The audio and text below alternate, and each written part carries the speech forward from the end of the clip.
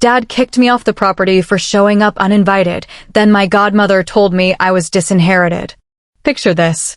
You pull up to the house you grew up in. The same driveway you learned to ride a bike on. The same front porch where your dad used to sit every evening with a cup of coffee. Except this time, before you even get out of the car, your father is already standing in the driveway. Arms crossed. Face like stone.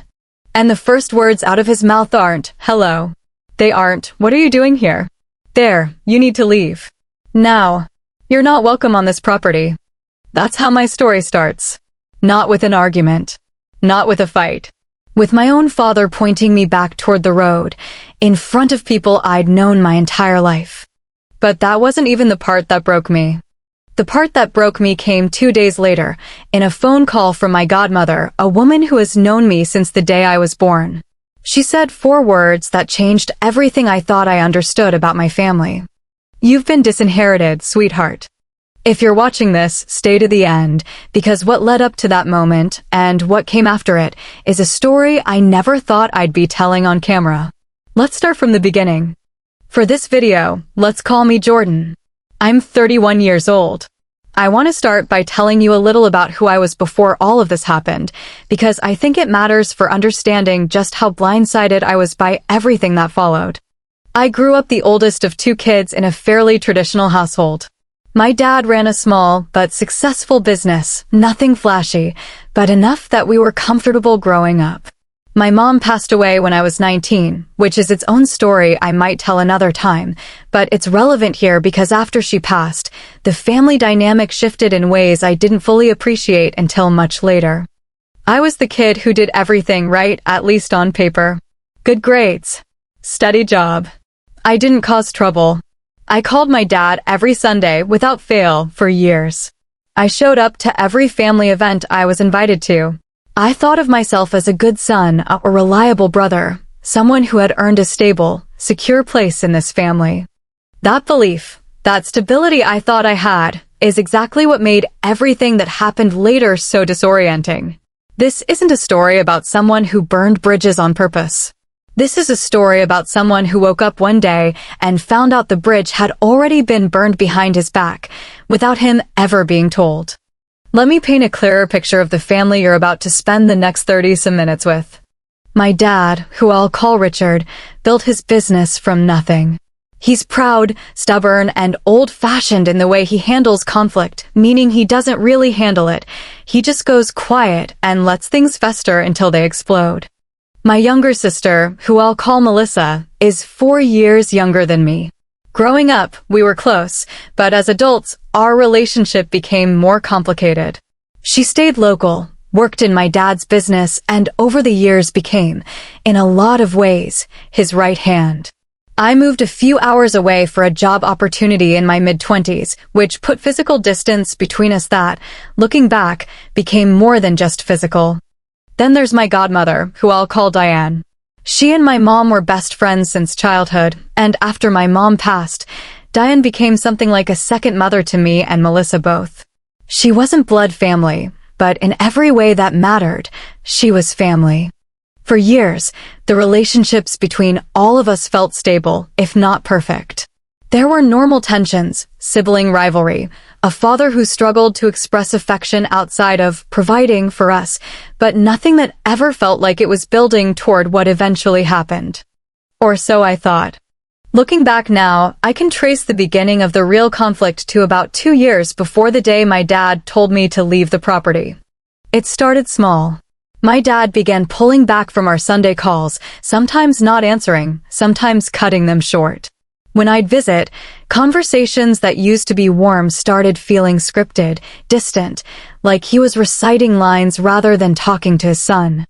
I asked Melissa about it once, and she brushed it off. "You know, Dad, he gets like this sometimes." I believed her because I had no reason not to. What I didn't know at the time was that my father had started spending an enormous amount of time with a business associate, someone I'll call Frank, who, over those 2 years, slowly worked his way into nearly every part of my dad's personal and financial life. Frank wasn't family. He wasn't even someone Melissa or I had ever properly met. But he became my dad's closest confidant during a period when my dad was, frankly, more emotionally vulnerable than any of us realized, still grieving my mother even years later in ways he never talked about. I want to pause here and say something important. Hindsight makes patterns obvious that are almost impossible to see while you're living through them. At the time, none of this felt like a root of conflict. It just felt like my dad getting older, getting quieter, getting harder to reach. I had no idea it was actually the beginning of something being built without me, a version of the future that no longer included me in it. By the time I moved away for work, I'd built a life that felt genuinely good. I had a small apartment, a job I was proud of, and a handful of close friends. I visited home every couple of months, called every Sunday, sent gifts on birthdays and holidays. I want to be honest with you, the distance did create gaps. There were family jokes I no longer understood, references to events I hadn't been present for, a rhythm to life back home that I was slowly, quietly, being edited out of without realizing it. Melissa and my dad saw each other constantly, since she still worked in the business and lived 15 minutes away. I saw them in bursts, a weekend here, a holiday there. I told myself this was just the natural result of adult life, of people building their own paths. I never once considered that the emotional distance created by physical distance was being used, by someone, as an opportunity. During this period, my calls with my dad became shorter. Visits became more formal, less warm. I noticed it, but I chalked it up to him aging, to grief he'd never fully processed, to the natural friction of a father and adult son figuring out a new kind of relationship. I had no idea that somewhere in these years, decisions were being made about my future, decisions I would only learn about after the fact, in the worst possible way. The event that brought me back to the property that day wasn't a holiday, or a birthday, or anything I'd normally attend. It was my grandmother's, my dad's mother's, 90th birthday celebration. She was someone I loved deeply. She used to tell me stories about my dad as a kid, stories that made him seem human in a way he rarely allowed himself to be around us. When I found out, through a cousin's social media post, that a celebration was being planned for her, I assumed, reasonably, I thought, that I would obviously be included. I called Melissa to confirm details. She was oddly short with me on the phone, giving vague answers about timing and location. I chalked it up to her being busy with planning. I never once considered that the vagueness was intentional. I booked time off work. I bought my grandmother a gift I knew she'd love, a photo album of old family pictures I'd spent weeks putting together. I drove 3 hours back to the property I grew up on, genuinely excited, genuinely looking forward to being back among family for a happy occasion. I had absolutely no idea what was waiting for me when I pulled into that driveway. I remember every detail of pulling up that day. The driveway was lined with cars I recognized: aunts, uncles, family friends. String lights were already up in the backyard, visible from the front of the house. I could hear music playing faintly. I parked, grabbed the gift I'd made, and started walking toward the front door with a genuine smile on my face, the kind you have when you're about to see people you love. Before I even reached the porch steps, the front door opened. My dad stepped out. Not to greet me. Not to hug me. He stood at the top of the steps with his arms crossed, and something in his face told me, instantly, that something was very wrong. I said, "Hey Dad, happy birthday to Grandma. I can't believe she's 90. He cut me off. "You need to leave." I laughed, genuinely thinking I'd misheard him. "What?" "You weren't invited here today, Jordan. This is a family event. You need to get back in your car." I stood there, gift in hand, absolutely frozen, trying to process words that didn't make sense coming out of my own father's mouth. I want to walk you through this next part slowly, because it's still, honestly, one of the hardest things I've ever experienced. By this point, a few relatives had noticed the commotion and stepped outside. I saw my aunt. I saw a family friend I'd known since childhood. I saw, standing just behind my dad, Melissa, watching, saying absolutely nothing. I said, loud enough for people to hear, "Dad, what is going on?" "This is Grandma's birthday. I'm her grandson." His response was ice cold. "You should have called ahead. You're not welcome on this property today." I looked at Melissa, silently begging her with my eyes to say something, anything, to explain what was happening. She looked away. I remember my aunt starting to step forward, maybe to intervene, but my dad held up a hand toward her too, silencing her before she could speak. I stood in that driveway, in front of people who had watched me grow up, being told to leave my own family's property like a stranger, like someone who didn't belong there. No explanation. No context. Just rejection, delivered publicly in front of an audience. I got back in my car. My hands were shaking so badly I could barely get the key into the ignition. I drove down that same driveway I'd learned to ride a bike on, and I didn't stop crying until I was almost an hour away. I pulled into a gas station parking lot about an hour into the drive because I genuinely could not see the road clearly anymore through the tears. I sat there for probably 30 minutes, just replaying it over and over, trying to find some detail, some clue, that would explain what I had just lived through. Had I done something? Said something? Was there some fight I'd forgotten about, some slight I didn't realize I'd committed? I called Melissa. She didn't pick up. I texted her, "What just happened? Please just tell me what I did." No response. I sat in that parking lot feeling something I can only describe as a very specific, very lonely kind of grief, not grief for a person who had died, but grief for a version of my family that I suddenly realized might not have existed the way I thought it did for a long time. I want to pause here and ask you honestly, if this happened to you, if your own parents stood in a driveway and told you to leave without explanation, in front of family, what would you have done in that moment? Would you have pushed back harder, or would you have left the way I did? Let me know in the comments, because I still, to this day, go back and forth on whether I handled it right. 2 days later, still barely functioning, still replaying that driveway scene on a loop, I got a call from Diane, my godmother. Her voice, the second I answered, sounded different than I'd ever heard it. Careful. Heavy. "Jordan, honey, I heard what happened at your grandmother's party. I need to talk to you about something, and I need you to sit down." I told her I was already sitting. She was quiet for a moment, like she was gathering the courage to say something she'd clearly been holding on to. Then she said, "Sweetheart, you've been disinherited." I remember not fully understanding the word for a second, like my brain refused to process it. Disinherited? From what?